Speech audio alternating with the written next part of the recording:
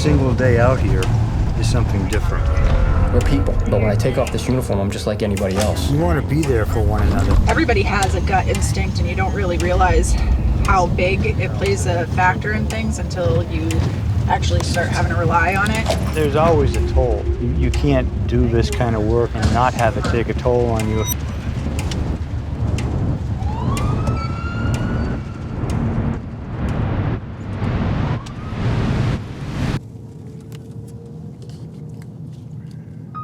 One of the old guys on my job nicknamed me Duke. I kind of was a little bit like John Wayne when I was younger. But I go by Rob, okay? Yes, Rob. All right, guys, let's go see what we can see. Have a great day. We'll see you later. Okay? All right, cool. Good luck, my friend. You have a good one. Thank you. Okay, you're out here not only to help out people, but you're also out here to set a good example. You got lights? Is it registered? Oh, no, I didn't read it. Registered, because that's one less thing that people can break your balls about. Sometimes you can help people, and sometimes you can stick up for people that necessarily wouldn't be able to stick up for themselves. It's been something that I always wanted to do, and I was fortunate enough to be able to pursue it, and here I am, 35 years later.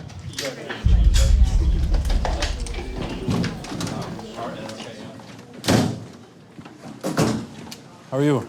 Well, how are you? Doing well, thanks. Hi. Hey, Sarge. Welcome. Good to see you. How are you? Good afternoon, everyone. Sergeant Gravel is on the desk. An autopsy for a one-year-old child. That is not easy business. So one thing that Sergeant Day mentioned to me was all of you that were there 100% kept your cool and kept your emotions in check. That is appreciated, and let the system work, and maybe they will, meet their maker someday. Okay? Because no child deserves that.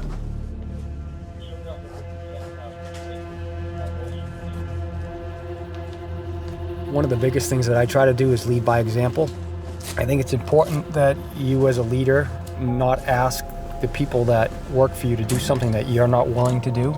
We embody that as a command staff. The chief and assistant chief go out on a regular basis and are out here interacting with the community and making arrests and doing police work versus being just in that administrative role. And I think that speaks volumes for them as leaders. And I think it speaks volumes to the men and women that actually follow. All right, Alex, this is going to be shooting from behind cover.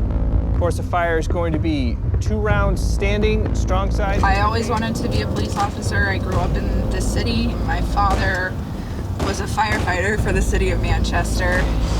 You played cops and robbers as kids, getting the bad guy and keeping people safe and doing good things and helping people, and that's what I wanted to do.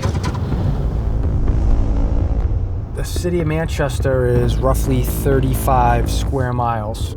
During the week, Monday through Friday, you're looking at probably about 200,000 people in and around working and living in the city.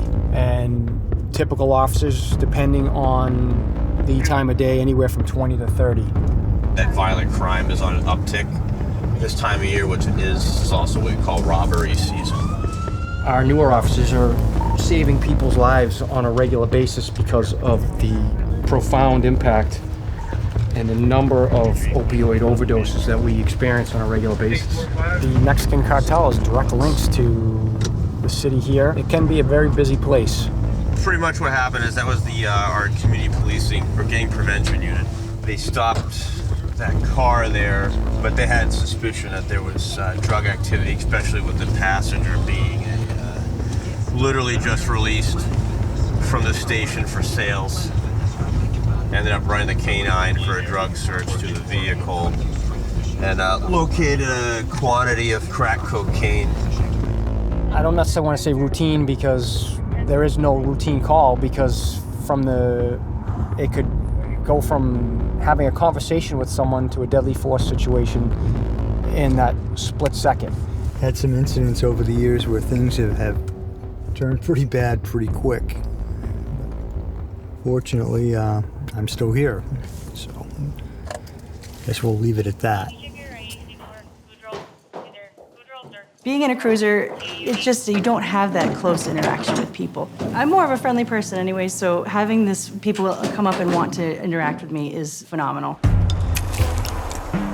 One of the misconceptions of the police department is that we are angry guys that try to ruin people's lives. I had somebody say that to me once, you ruin people's lives. And we get categorized as them and us. And we don't look at it that way. Like I explained to you, this is a partnership between the city of Manchester and the residents here. So I think the misconception is that we're different than everybody else when we're not. We want to try to bridge the gap. There's been a lot of negative media for police officers lately, and we want to make sure that people are aware that we are there for them. We do the best that we can to make them happy and comfortable and safe. We couldn't do a lot of the things that we're able to do as a police department without the help of the community. We have a very big manpower problem, so scheduling as far as trying to get officers for time off. So the strains and stresses of the job are getting stronger and stronger, and yet they're getting less time to be with their families and have time for mental recuperation. In today's day and age, putting on the uniform is definitely hard because it's one of those things where police aren't looked at exactly in a positive light anymore. So, you know, at one point in time, if one was a police officer, you put on your uniform at home and you could walk out the door. Now it's not a safe thing to do if people know where you live. Copy, I believe he's walking down the street with her, kind of one of our regulars, so I'm just checking to see if he's negative at this point in time or if he has any active warrants. He got arrested for domestic assault against her, so the state gives him bail conditions not to be around her until court, and he got out on 0 PR, and lo and behold, he's walking with her. The way bail used to work, we would make an arrest, come in, book our prisoner. We would talk to the bail commissioner, and then based off the seriousness of the crime and the criminal history, they would set a bail that was appropriate for the crime that was committed.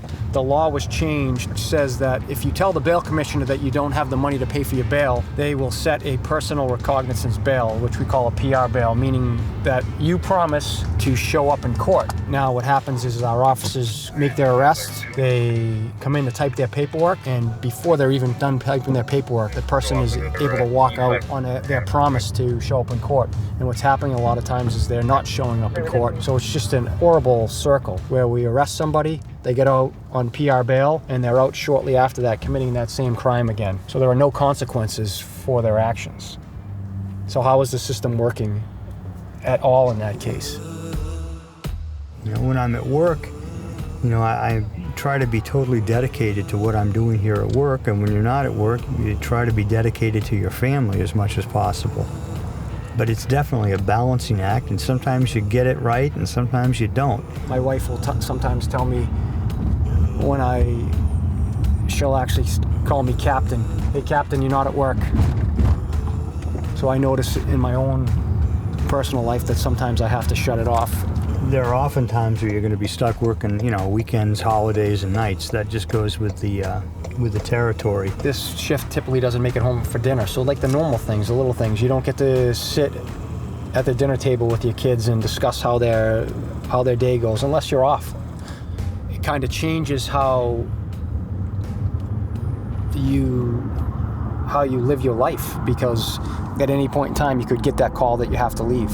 You know, and people forget, like, I'm responding to, you know, people who have lost their children. I'm responding to gruesome suicides. I am talking people out of shooting themselves. I am talking people out of, you know, hurting somebody else. I'm pulling people off of bridges. The things that we see and we do on a daily basis have a mental effect on us to begin with.